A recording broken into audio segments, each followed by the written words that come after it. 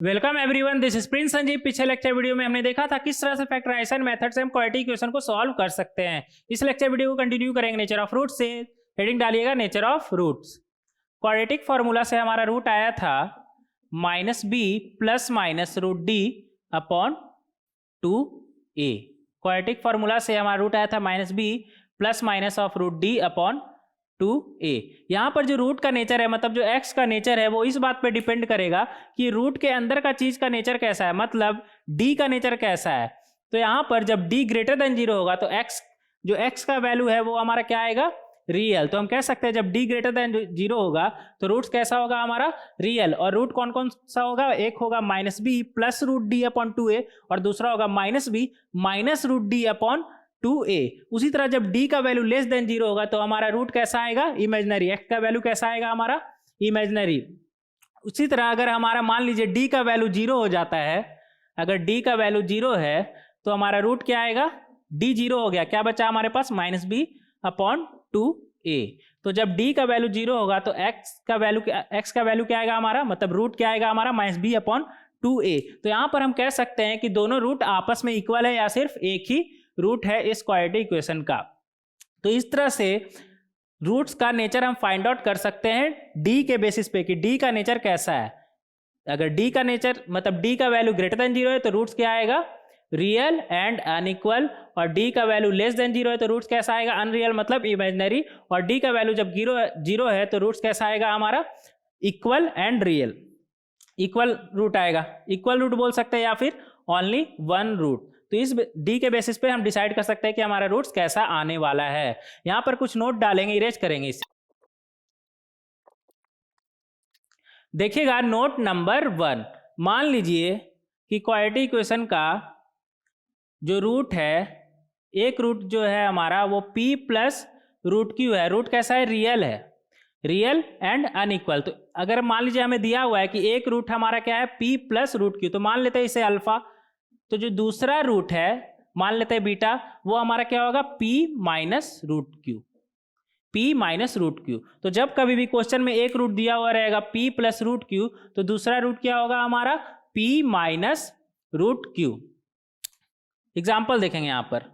अगर मान लीजिए एक रूट है इसका -3 प्लस अंडर रूट ऑफ 4, तो और यहां पर हमसे पूछेगा कि दूसरा रूट बताइए इसका, तो दूसरा रूट क्या हो जाएगा हमारा, -3 माइनस रूट 4। इसे अगर अल्फा मान लेते हैं तो बीटा क्या हो जाएगा हमारा, -3 माइनस रूट 4। एक रूट अगर -3 प्लस रूट 4 है तो दूसरा रूट क्या हो जाएगा, -3 माइनस रूट 4, -3 माइनस रूट 4। और ये ऐसा आ क्यों रहा है, देखिएगा यहां पर जो रूट है वो हमारा क्या आया था, -b plus minus root D upon 2a। जो रूट है वो हमारा क्या आया था, -b plus minus of root D upon 2a। मतलब एक रूट आया था -b upon 2a plus root D upon 2a को हम क्या लिख सकते हैं, under root of d upon 2a बन जाएगा हमारा 4a²। और दूसरा रूट क्या आ जाएगा, -b upon 2a minus under root of d upon 4a²। बस फर्क कहां पर है, यहां पर एक में प्लस है और दूसरे में माइनस है। तो एक रूट हमारा, मान लीजिए इसे मान लेते हैं हम थोड़ी देर के लिए p, और इस अंदर वाले को मान लेते हैं q। तो ये एक तरह से हमारा क्या लिखा हुआ है, p plus root Q, p plus root Q. तो यहां पर हम क्लियरली देख सकते हैं तो कि दूसरा रूट हमारा क्या बन जाएगा, p minus root Q, p minus root Q. तो जब कभी भी एक रूट हमारा p प्लस रूट क्यू होगा तो दूसरा रूट क्या हो जाएगा हमारा, p माइनस रूट क्यू। हाँ, लेकिन यहां पर ध्यान रखिएगा कि दोनों रूट रियल और अनइक्वल हो। आगे देखेंगे, लिखिएगा नोट नंबर 2, इरेज करेंगे इसे। देखिएगा नोट नंबर 2, मान लीजिए एक रूट है हमारा p plus iota Q. p plus iota Q का क्या मतलब है कि ये रूट क्या है हमारा, इमेजिनरी। तो जब कभी भी हमारा एक root p plus iota Q रहेगा, मान लेते हैं इसे अल्फा, तो दूसरा रूट हम कह सकते हैं कि हमारा होगा p माइनस आयोटा क्यू।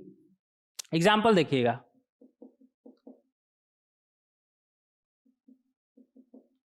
मान लीजिए हमें दिया हुआ है एक रूट एक रूट मान लीजिए अल्फा हमें दिया हुआ है -3 + 4 आयोटा, तो दूसरा रूट हमारा क्या हो जाएगा यहाँ पर, डायरेक्ट हम बोल सकते हैं जो दूसरा रूट है वो हमारा क्या हो जाएगा यहाँ पर -3 - 4 आयोटा। तो जब कभी भी एक रूट हमारा p + आयोटा क्यू होगा तो दूसरा रूट हमारा क्या हो जाएगा p - आयोटा क्यू।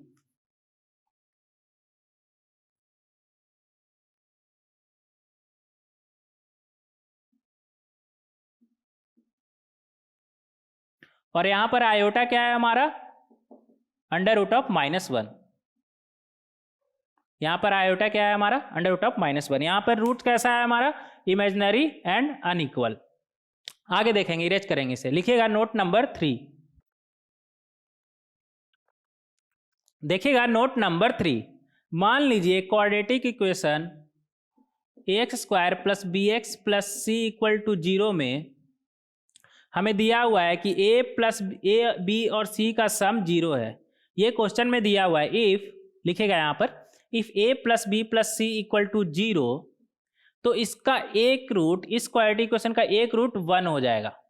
एक रूट 1 हो जाएगा कैसे, x के जगह 1 रख कर देखिए इसका वैल्यू क्या आ रहा है। यहाँ पर इस इक्वेशन एक्सप्रेशन में मतलब fx = ax² + bx + c में अगर हम x के जगह पे 1 रख कर देखें मतलब f1, तो हमारा क्या आ रहा है a + b + c। और क्वेश्चन में पहले से आपको दिया हुआ है कि a + b + c का वैल्यू क्या है हमारा 0।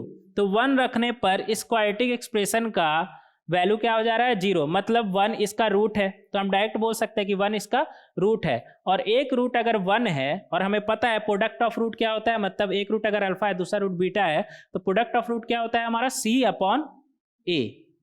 और यहाँ पर क्या यहाँ से हमारा क्या आ गया कि एक रूट 1 है, मतलब अल्फा का वैल्यू 1 है, तो 1 × बीटा क्या आ गया हमारा c/a। तो यहाँ पर हम क्लियरली देख सकते हैं कि जो दूसरा रूट है हमारा उसका वैल्यू क्या आ जाएगा c/a।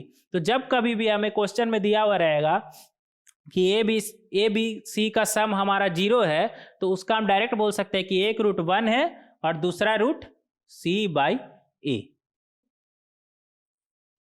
इसे लिख लीजिएगा। अगर एक a + b + c का सम 0 है तो एक रूट हमारा 1 होगा और दूसरा रूट क्या होगा हमारा c/a। ये तीनों नोट याद रखिएगा, ध्यान में रखिएगा, इसे इंपॉर्टेंट है।